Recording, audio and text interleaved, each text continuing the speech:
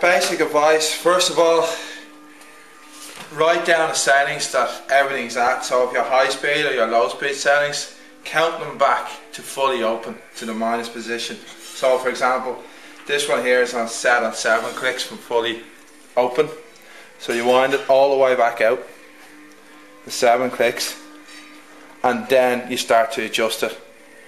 By having all the settings written down, if you do find that it's not doing what you want it to do and you preferred it the way it was originally, you can always go back to them settings. With the RC4s, we find that works better here is on the high speed we have 4 clicks from fully open, and then on the low speed we have 7 clicks from fully open, because again all our tracks here, they're all low compression hits. There's no real high compression hits here in Ireland. On the bottom out we have it wound halfway in from fully open. It makes the shock ramp up nicely. So if we look here, this is where Colin's shock is starting to ramp up just here now.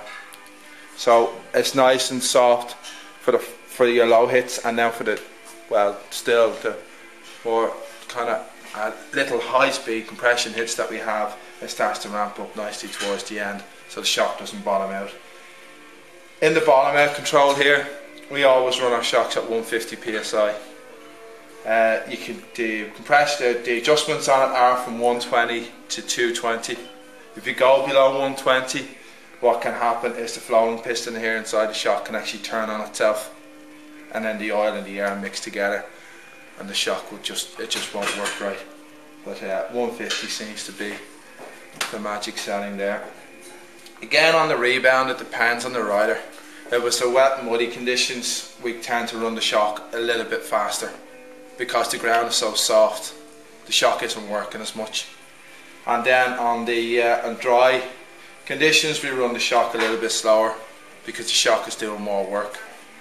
So basically what you don't want is the shock to heat up too much, and by the time you get to the end of the run you find that the rebound is gone, it's just too bouncy.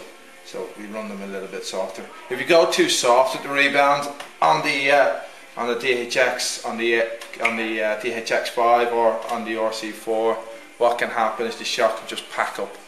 Basically it just sit halfway through its stroke about here, and it just won't move anymore if you have the rebound too slow, because the oil cannot flow through the shim stack. So they're basic settings on the RC4.